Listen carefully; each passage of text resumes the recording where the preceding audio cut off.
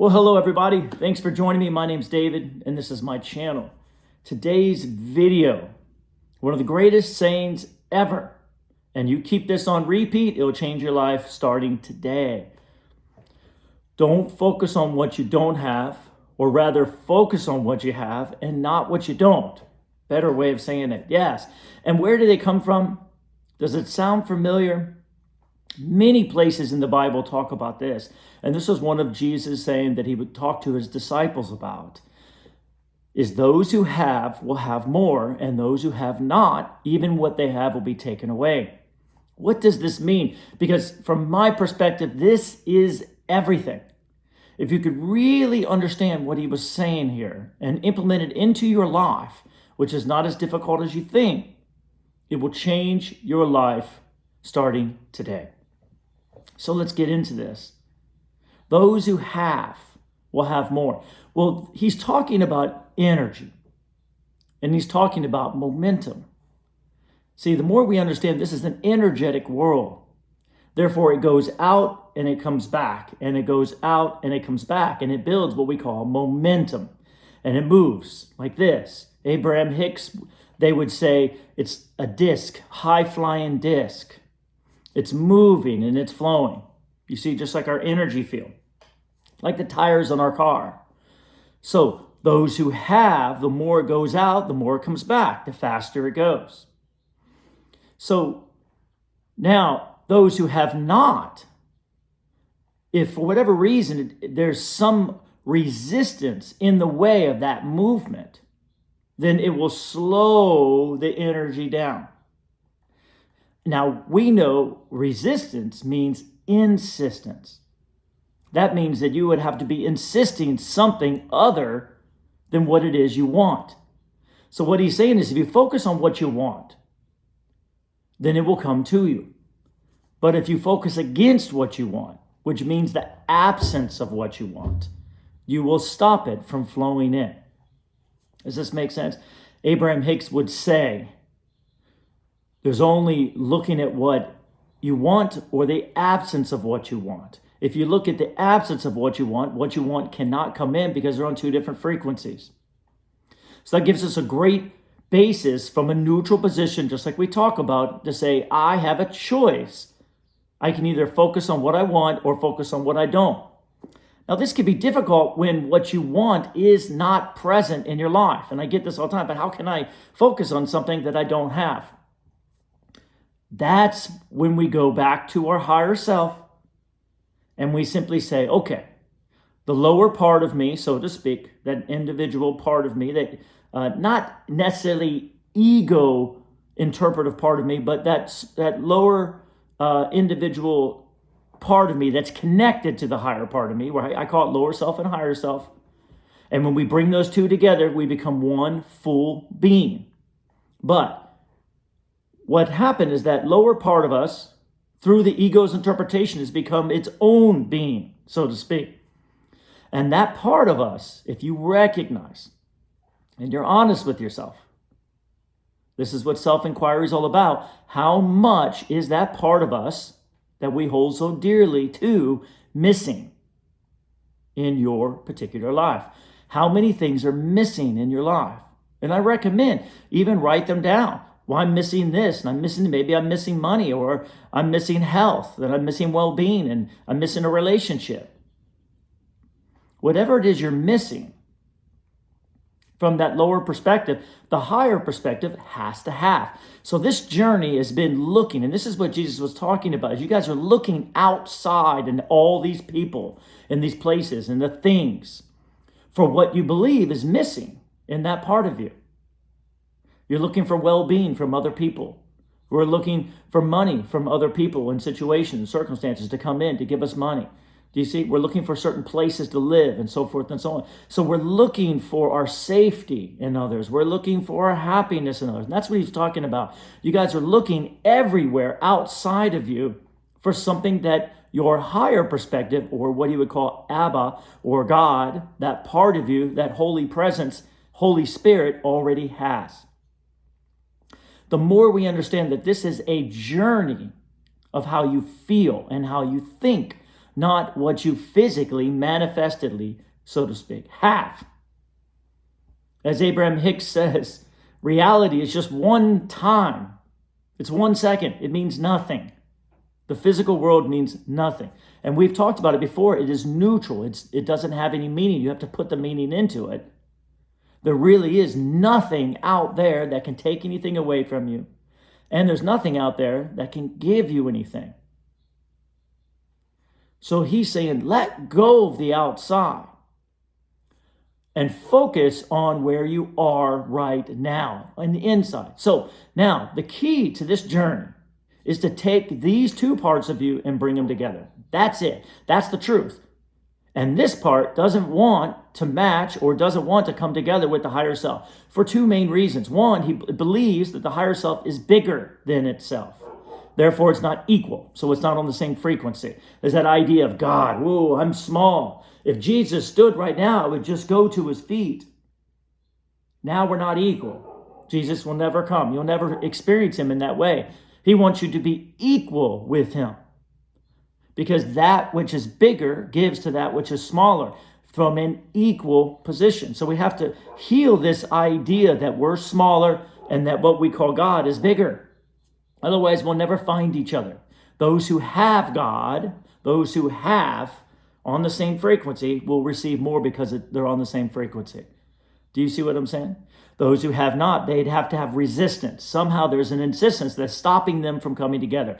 Well, what's my insistence? My insistence is that I'm small. My insistence is I'm just an ego. My insistence is I'm not good enough, and you should see what I've done in my past, and I have so much guilt. You see, that's insistence. And that's creating resistance between those two places.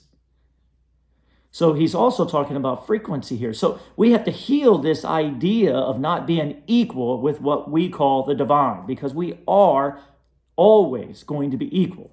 That's why Jesus talks about in the Way of Mastery, the Course of Miracles, the Eye of Discourses, you are as God has created you to be. You are one with God. You are equal with what we call that which is God. Abraham Hicks would say, you guys are God.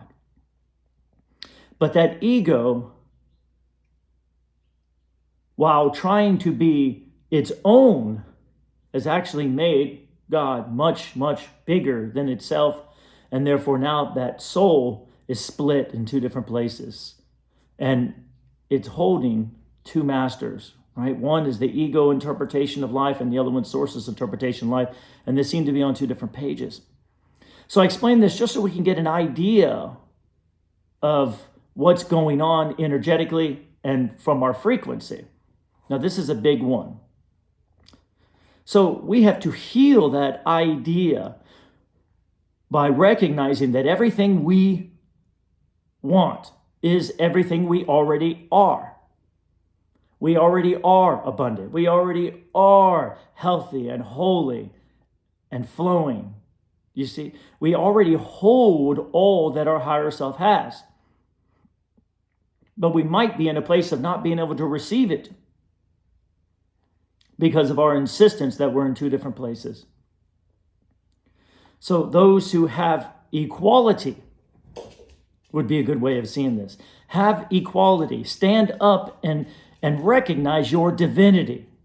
Recognize that you and your higher perspective are the same, regardless if it holds more than what you believe you hold. That right there is going to create some equality and bring you back together. Once you get the idea that you are looking for each other only, recognize, I am looking, I am trying to receive, I am in the process of receiving what my higher self has for me, not what the world has. We have to let go of the world in the physical way. As Abraham Hicks would say, tune in first. Or right out of the Bible, what would it matter if a person would gain the whole world and lose their soul? You see, we have to find our soul because our soul holds the rest of who we are. The second part. Right now, we're like that negative, negate, missing, and our soul is that positive. And they seem to be in two different places, and we got to bring them back together. How do we do it? by recognizing that everything negative needs is right here on the other side in our positive, and no longer go outside and project and put pressure on others or anything else. Now, from that perspective, we can simply just state the fact. What do I have? Now, write down lists of your life. What do you have? If your shoulder's hurting, that's all right. Talk about the health in your body. Talk about your well-being. Talk about how happy your life is. Talk about how great your life is. You see? And the more you recognize how good your life is.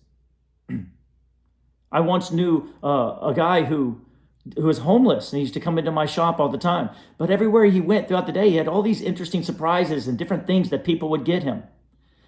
And if he just wrote them down, stayed with them, look at all this great abundance that's coming in, instead of looking at what was missing, then his life would magically transform like this. And that's what we have to do.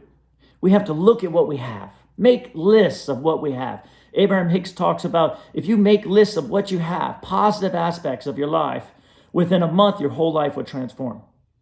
Because this is what I offer. How many times do you think, speak what is missing in your life?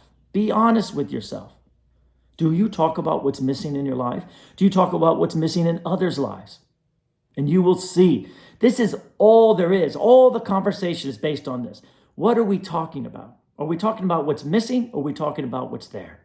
Are we talking about how much money we have, or are we always speaking about the money that is not there? Man, I need this because I got this bill.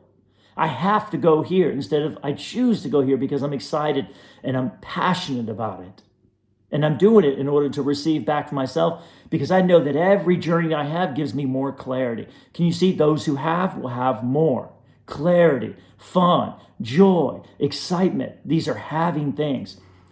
Look and be honest with yourself. Are you talking about what you have, or are you speaking and thinking about what you don't? It's only these two. I recommend pay attention to what you have. Pay attention to the money that's in your bank account. Be grateful. Be happy about it. Look at your relationships. Man, I love having this, and this happened to me, and this happened to me, and then write it down. Study it. Flow with it. Talk about it with people. If you're having things in your life, once again, some kind of situation in your body or anything else that feels like you need healing, recognize what you have received from it that was good and share it with everybody. Share, share, share all your good, and it will come back to you. This is what he was saying. Go out and share. This is why he went around and shared the word of God, to get it to come back in the form of clarity and joy and love, therefore to create a momentum and a movement around the world. We each can do this. Share what you have. Look at what you have. Speak about what you have. Enjoy what you have. Be passionate about what you have. Be grateful for what you have. Appreciate what you have. And what happens is that having part of you, I have this, I have this, I have this. Now we'll start not talking about what we don't, because these are in two different places. And the more you don't talk about what you don't have, the more that negative, you transcend that negative aspect of you, the smaller it will become. And the bigger what you have will become. The bigger what you have will become. And you start focusing and focusing and focusing and writing lists and talking about it and sharing it with others. And when someone comes to you and talks about what they don't have, mention what they do have. Yeah, I know that, but boy, I know you have this. And that is wonderful. And you inspire me all the time by having that. You have so much wisdom and so much happiness and so much joy and so many great people in your life. Wow, I'm really excited for you. And we start focusing and making a habit on what you have. And you will have more. Because now you're letting go of what you don't have, which the only way you cannot have something is to blame your higher self for not giving it to you. Do you see? We do it to ourselves by going outside and trying to get it there. Those who do not have, there must be some insistence of why you don't have it. Let that insistence go. That's it. We trade one I am insisting that I don't have this because of this, and I don't have this because of this, and I need this because of this, and I want this because of this, to I have this because of this, and I want, and I'm happy about this, and I'm excited about this. And do you see? You trade one for the other. And that is the law. Whichever one you decide to focus on, as Abraham Hicks would say, that which is wanted, that which you already have, that which you enjoy, that's what you love, or that which is missing, and that which is wrong, and that which should be changed in the world, and that which I don't like. But these are the two choices we'll ever have. And whichever one you decide, not only do you include your own vibration with, but it will be the decision between you aligning with your higher self or adding resistance in order not to align with your higher self. That's big, isn't it? Focus on what you have, you will have more. But if you focus on what you don't have, even what you have will be slowly taken away. And of course, the choice is each one of yours. Each one of us has this choice. Thank you, guys. Take this with you. As always, it is my pleasure to give in order to receive back. Much love to all of you. Keep the comments coming. Hit the like button if it speaks to you, and subscribe and share. And as always, my unconditional love and appreciation.